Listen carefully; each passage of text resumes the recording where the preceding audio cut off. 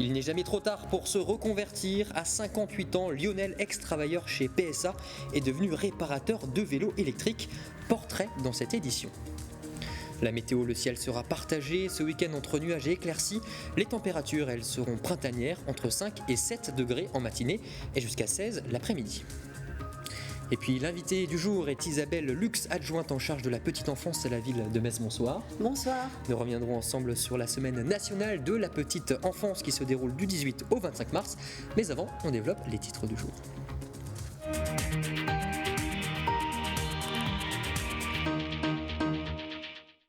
Après le rassemblement hier d'une centaine de personnes devant la préfecture de la Moselle, les opposants à la réforme des retraites ont mené une opération escargot ce vendredi matin sur l'A31, une manière de protester contre l'utilisation du 49.3 par le gouvernement pour faire adopter le projet.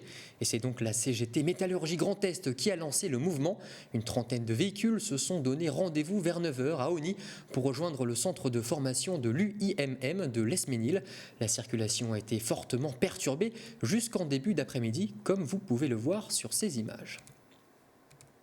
À l'initiative du ministère de l'Autonomie et des Personnes handicapées, le 17 mars est désormais la journée nationale de l'aide à domicile. L'occasion pour Valérie Romille, vice-présidente du département en charge de l'autonomie, de rappeler l'importance qu'accorde la Moselle au service d'aide à domicile, une profession en tension. On l'écoute au micro de Colline Expert. Plus longtemps on reste à son domicile et mieux on se porte.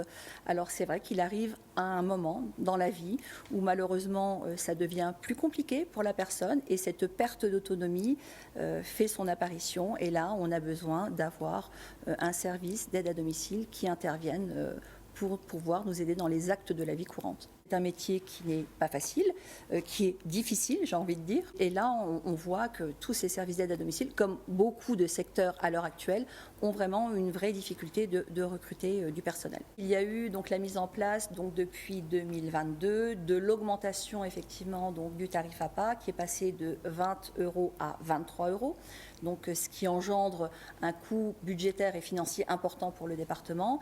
Il y a eu cette revalorisation avec l'avenant 43, donc qui est une revalorisation des salaires, donc des aides à domicile, qui là aussi engendre un coût financier supplémentaire pour le département. Il est important que nos aînés puissent être accompagnés dignement, parce que c'est un accompagnement finalement quand on est presque au bout de sa vie, et je crois que tout le monde a le droit d'être accompagné dignement, en tout cas dans cette démarche. Je ne vous apprends rien, le tourisme est un moteur important de l'économie du territoire. C'est pourquoi a été organisée mercredi une journée de concertation pour discuter du tourisme fluvestre dans le Grand Est, c'est-à-dire du tourisme fluvial et terrestre. L'événement avait lieu à la communauté d'agglomération de Sarreguemines-Confluence. Un reportage d'Emilia Selle et Jules Lefébure.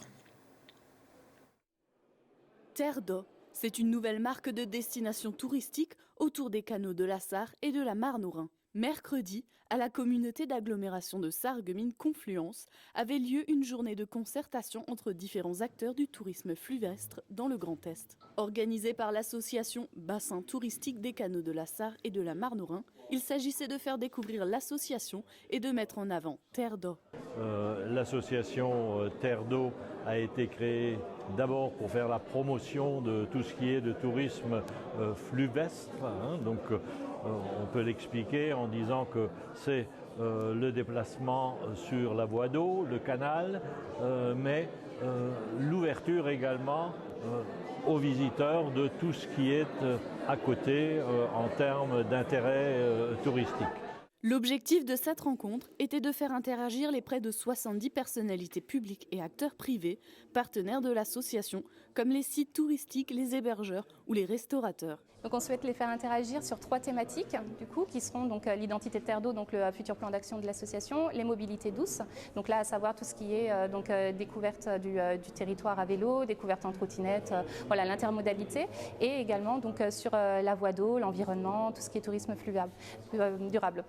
Le label Pavillon Bleu est également un sujet qui a été abordé. Créé en 1985, il existe environ 5000 sites labellisés. Le port de Sarreguemines en fait partie. Ce label atteste de la qualité des infrastructures fluviales et participe au développement du tourisme durable autour des différents canaux. Les pistes d'action derrière, c'est vraiment de répondre aux attentes des usagers en termes de tourisme durable et donc finalement d'être dans l'idée que demain, on aura en face de nous des usagers qui veulent réduire leur impact écologique, environnemental, face à une activité touristique, face à leur propre activité touristique. Donc là, on est dans une logique d'évolution perpétuelle du label et on s'appuie sur ces critères guides pour les faire évoluer petit à petit. Connaissez-vous le droit local qui fait de l'Alsace-Moselle un territoire à part entière dans de nombreux domaines? Jours fériés supplémentaires, régime local d'assurance maladie avec remboursement avantageux, mais aussi le régime des cultes. C'est un droit historique qui fait date de 1924 et qu'Eric Sander, secrétaire général de l'Institut du droit local, a détaillé au Cercle des Parèges. Il était l'invité d'un déjeuner débat sur l'avenir et la modernité de ce privilège, souvent pointé du doigt en politique et dans le reste de la métropole. Pour lui, après presque un siècle d'existence, il faut continuer de moderniser ce droit local. On l'écoute au micro d'Uranie Tozic. Et nous avons réussi en l'espace d'une trentaine d'années, depuis la création de l'Institut du droit local 1985, à moderniser toute une série de choses.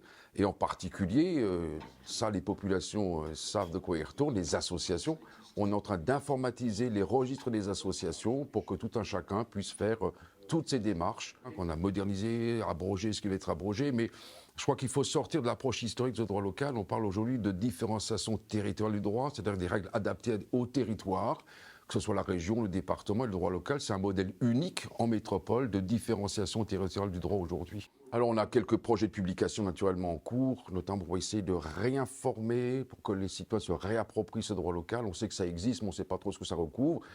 Et une des grandes perspectives que nous avons dans les prochains mois, si tant est que le gouvernement, ou surtout le chef de l'État, fasse progresser son idée, c'est d'inscrire, dans le cadre d'une réforme constitutionnelle, l'existence du droit local alsacien-mosellan pour qu'il y ait une protection constitutionnelle définitive. Elles sont 15 et vont réunir leurs talents pour se faire connaître. Au 1er avril, une boutique regroupant des créatrices de vêtements, bijoux, accessoires ou encore de bougies va ouvrir ses portes rue Gambetta à Metz. Présentation avec Jonathan Vaucher. Réunir les talents locaux autour d'un événement éphémère.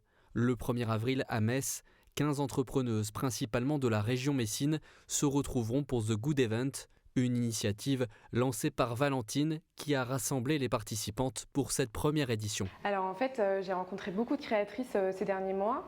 Je les ai rencontrées notamment aux Galeries Lafayette sur Metz quand j'ai pu vendre mes articles cet hiver. Et en fait, j'ai vu qu'on était vraiment beaucoup et de domaines très différents et surtout beaucoup de créatrices locales et qu'il y avait vraiment un savoir-faire ici et qu'il y avait quelque chose à proposer à la clientèle messine. Et je me suis dit que c'était l'occasion justement de se réunir et d'en faire un événement. Alors il y a des personnes que je connaissais d'avant, de par la création de ma propre marque, on rencontre forcément des gens. Et sinon, j'ai rencontré du monde une fois que l'idée est venue justement de créer cet événement-là. Il y a des gens qui m'ont contacté et puis j'ai rencontré aussi au fur et à mesure des personnes en discutant avec les créatrices. Des créatrices de vêtements pour femmes et enfants, des conceptrices de bijoux, de poupées ou de céramique. Elles présenteront leurs univers dans la boutique d'une illustratrice messine. On s'est trouvé plein de points en commun. Elle m'a parlé de son projet et c'était un peu comme une évidence finalement. Elle m'a demandé si elle pouvait s'installer chez moi et je ne pouvais pas dire non. Alors c'est des points communs qu'on s'est trouvés au fur et à mesure, mais évidemment notre point en commun c'est la création. Cette envie de créer et notamment le textile. C'est vrai que moi j'étais styliste pendant 17 ans et donc on touche toutes les deux au textile, à la création, à la couleur et voilà, c'est ça qui nous a un petit peu liés. En plus des ateliers créatifs pour parents et enfants sur place, un food truck extérieur sera présent. L'événement sera clôturé par un concert à 18h30 de la chanteuse Célia Pierre. Nous sommes vendredi, c'est l'heure de notre rubrique loisirs.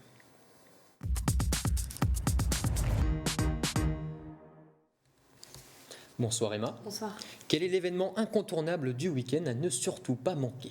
Alors c'est le Festival de l'humour à Montigny-lès-Metz. Ça démarre dès ce vendredi 17 mars et ça s'achève le week-end prochain, le 26 mars. 2 week-ends de spectacle, double ration de rire. Alors on s'est rendu au centre culturel Marc-Sagnier, lieu de l'événement, pour prendre la température. Et à quelques heures du premier show, on peut dire que ça rigole déjà. Alors pour cette 25e édition, le festival célèbre l'humour sous toutes ses formes. Il y en aura pour tous les goûts. Donc on peut retrouver du théâtre de boulevard sur le festival de cette année, aussi du spectacle musical et également du one-man show, voire même du two-man show. On a tout, on a de l'humour visuel, on a du coup de l'humour musical, ça touche vraiment toutes les tranches d'âge, à partir de 6 ans jusqu'à ce qu'on puisse venir voir les spectacles. Là, on va vraiment dans tous les sens. Au total, 6 spectacles sont programmés durant ces 2 week-ends. Parmi eux, il y a forcément quelques pépites. 3 dates à ne pas louper. La première, c'est celle du discours dimanche qui arrive là, avec Simon Astier qui était connu et reconnu dans la série Kaamelott. La suivante, c'est celle de Gilles Eben, le dimanche 26, qui lui a été connu dans la série Nos chers voisins. Et la dernière, vraiment immanquable, c'est Ben Hur, le samedi 25, avec Hugues Duquesne, qui est un des poulains de Ruquier dans l'époque où on ne demande qu'à en rire. Et là, il propose un spectacle qui reprend le film Ben Hur, mais version parodique, et surtout version théâtrale qui est vraiment immanquable. Alors pour le moment, il y a un seul spectacle qui est complet, donc il n'est pas trop tard pour rigoler un peu. Comptez entre 25 et 29 € la place. Attention, il faut réserver en ligne son billet sur le site du centre culturel Marc-Sagnier, marc100.fr. Emma, est-ce qu'il y a d'autres sorties sympas programmées dans le week-end ? Quelques événements rapides en bref à noter. La première édition du salon Printania au 111 de Terville, organisé tout le week-end de 10h à 18h. L'événement comblera vos envies concernant les jardins, équipements et aménagements extérieurs. À noter également pour finir la fête du carnaval à Florange. Le cortège sur le thème du lion et des années 80 déambulera dans les rues samedi dès 15h. Merci Emma, on vous retrouve la semaine prochaine pour une nouvelle chronique loisirs. Portrait maintenant, celui de Lionel, 58 ans, un Mosellan, longtemps travailleur à PSA devenu Stellantis. Il a dû se reconvertir après un départ forcé. Aujourd'hui, il répare des vélos électriques chez lui, à Agondange. Récit de Jonathan Vaucher. Je dévoile la roue, c'est-à-dire que je tends les rayons plus ou moins pour attraper le jeu qu'il y a dans cette roue, qui était légèrement voilée au départ. Après 40 ans dans le groupe PSA à Trémery, Lionel a été touché par un plan de réduction des effectifs. S'il pouvait terminer sa carrière sans travailler, il a préféré lier l'utile à l'agréable. Son hobby s'est donc transformé en métier grâce à la reconversion. Pour moi, c'était évident, j'ai toujours aimé le vélo. Depuis 1978, je fais de la compétition et je monte mes vélos, je les répare, tous ceux des amis et de la famille. Donc pour moi, c'était une évidence de créer une micro-entreprise dans le domaine du vélo. Donc j'ai commencé à travailler à 18 ans chez PSA, donc j'ai un cursus de carrière longue. Donc logiquement, tout devait bien se passer, j'avais mes trimestres validés, mais là avec la nouvelle réforme, c'est pas le cas. Donc il me manque quelques trimestres que je vais devoir valider. Ancien technicien voiture, cet Agondangeois de 58 ans s'est orienté dans un domaine porteur, les cycles électriques. Après une formation et grâce à une aide financière, il vient de créer son propre atelier. Oui, je l'ai créé spécialement pour la micro-entreprise, pour pouvoir travailler plus librement, recevoir les gens. Parce que c'est quand même un concept où les gens viennent, on boit un café, on regarde ce qu'il y a à faire sur leur vélo. L'avantage que j'ai, c'est que j'ai le temps, quoi. Donc c'est plus convivial. Comme lui, ils sont nombreux à passer par les organismes de formation pour une reconversion. Un panel complètement différent de gens qui viennent. On va avoir soit du technicien qui possède déjà un atelier, alors qu'il soit mobile ou fixe. Ensuite, deuxième profil, ce sont des demandeurs d'emploi.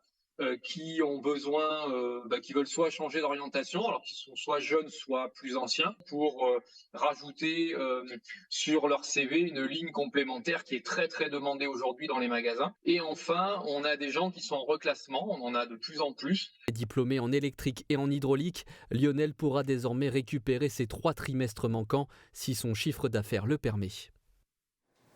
Et retrouvons maintenant notre invité du jour.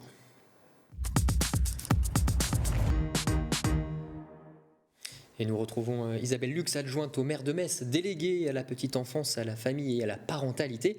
Alors si vous êtes sur notre plateau, c'est pour nous parler de la semaine nationale de la petite enfance du 18 au 25 mars. Alors avant d'évoquer le programme qui nous attend sur Metz, quelle est finalement l'ambition de cet événement national ? Quel est son but ? Oui, alors c'est donc effectivement une semaine nationale qui est dédiée aux tout-petits et c'est pour nous l'occasion d'informer les futurs parents mais aussi les professionnels de toutes nos actions et surtout de tous nos projets. C'est aussi un moyen de mettre en lumière tous ces métiers autour de la parentalité, Oui, ce sont des métiers qui sont des fois un petit peu oubliés et qui méritent qu'on s'y intéresse, qui méritent qu'on les mette en valeur, parce que je pense que ce sont des métiers avec une réelle utilité sociale. En fait, on leur confie ce qu'on a de plus cher quand on est parent, le tout petit, et elles vont s'en occuper souvent toute une journée, ce qui est très long pour un tout petit, et donc c'est d'une importance capitale pour le développement du petit. Il existe une méconnaissance des acteurs un peu de la petite enfance selon vous ?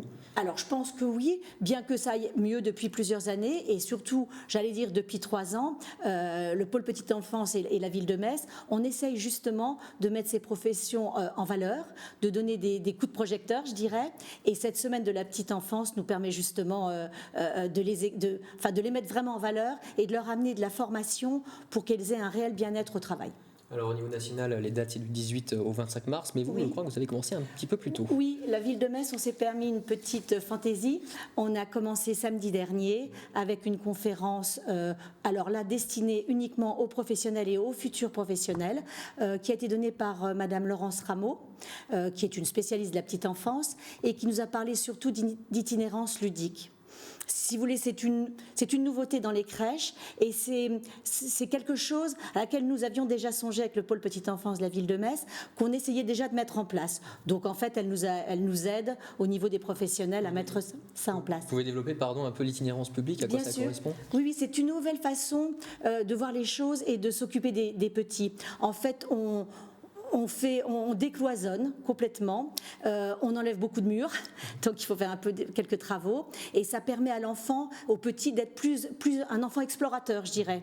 On enlève aussi les étiquettes. On enlève l'étiquette du tout petit, du bébé, du moyen, du grand, et on les laisse vaquer le long de nos pièces, évidemment en toute sécurité, bien sûr, et avec les professionnels. Et des résultats déjà qui sont donnés par rapport à cette méthode ? Alors, Madame Rameau en a déjà, évidemment. Alors, nous en sommes au balbutiement. Donc, il faut réorganiser tout l'intérieur des crèches. Et ça, c'est important. Et on le fait surtout en accompagnement avec les professionnels. Alors on vient maintenant sur le programme à Metz de cette semaine de la petite enfance. Vous allez nous évoquer notamment les temps forts en commençant par le lancement de la co-construction de la maison des bébés mardi 21 mars. C'est ça. Alors avant mardi, nous avons déjà le début de la ressourcerie lundi. Donc ça va se passer à la ludothèque de la maison de la petite enfance en centre-ville. Ressourcerie, qu'est-ce que c'est pour ceux qui nous... Alors le thème de cette année, on va donner une seconde vie aux jeux de société. C'est-à-dire que les parents vont déposer leurs jeux qu'ils n'utilisent plus. Les professionnels de la petite enfance vont remettre tout au goût du jour, je dirais. Et puis après, d'autres parents vont pouvoir venir prendre des jeux. Ce qui fait que ça va donner une seconde chance aux jeux, mais aussi une chance pour certains enfants d'avoir accès à des jeux que peut-être dans d'autres périodes ils n'auraient pas. Ensuite, effectivement, deuxième temps fort, ça sera mardi matin, avec donc des groupes de travail multiples, je dirais, où on va essayer de co-construire toutes les activités de notre maison des bébés. Il y aura aussi bien des parents que des professionnels, que des institutionnels.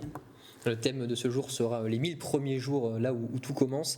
Pourquoi les 1000 premiers jours de l'enfant sont si importants ? Alors c'est une des périodes les plus importantes du développement et j'irais même cruciale pour le développement du petit et même sa sécurisation. Donc ça c'est les neurosciences qui nous l'ont montré, qu'on a étudié. Et donc c'est là où tout se joue parce que le petit a un développement qui n'existe plus dans le reste de la vie. Donc, par exemple, la taille de son cerveau est multipliée par 5 pendant cette période. Et donc, tout ce qui est environnement, tout ce qui est activité, c'est comme une éponge. Donc, c'est important puisque ça va façonner aussi l'adulte à venir. Oui, alors quels sont les autres événements, activités prévues durant cette semaine nationale, la petite enfance et à Metz particulièrement? Voilà, donc après il y aura des conférences pour les professionnels, des conférences pour les parents, on parlera aussi bien de diététique que de notre salle Snozelen qui est une salle de massage pour apaiser les enfants. Et puis ensuite on aura notre fameux Nounou Dating qui aura lieu samedi, qui permet aux parents, 1er avril. Oui, qui va permettre aux parents et aux assistantes maternelles de se rencontrer dans un cadre, je dirais, agréable. Il y a une vraie demande sur la ville de Metz de nounous? Oui, il y a une vraie demande, mais surtout on essaye de simplifier au maximum la vie des jeunes parents en leur amenant un panel de services pour leur faciliter la vie, je dirais, pour enrichir aussi tout ce qui est contact avec le petit. Et ce Nounou Dating permet donc aux parents de voir plusieurs assistantes maternelles, de discuter, et après ça se fait au feeling, bien entendu. Et le Nounou Dating qu'on a eu il y a à peu près 6 mois a débouché sur de nombreux contrats. Et pour revenir sur la semaine nationale de la petite enfance, des activités et conférences sont organisées un peu partout sur le département. Vous pouvez retrouver le programme grâce à la carte interactive disponible sur le site internet semainepetiteenfance.fr. Merci Isabelle Lux d'avoir été avec nous. À bientôt. Merci à vous de m'avoir accueilli. Et nous terminons avec l'image du jour pour clôturer cette édition. Fermée pour travaux depuis 2020, le chantier de la piscine olympique de Forbach avance bien, vous allez voir. Des amiantages, rénovation des vestiaires, nouveaux plongeoirs, du sol au plafond, tout est en cours de réhabilitation. Le chantier qui nécessite même des voltigeurs devrait se terminer prochainement et le complexe pourrait potentiellement accueillir une délégation pour les Jeux olympiques de Paris 2024. C'est la fin de Moselle Info. Merci pour votre fidélité. Pour voir et revoir nos programmes, rendez-vous sur notre site internet moselle.tv ou sur nos réseaux sociaux. Tout de suite, retrouvez la météo avec Ronéane, suivi du Dragon Mac puis du Club de la Presse. Très bonne soirée sur notre chaîne. Bon week-end.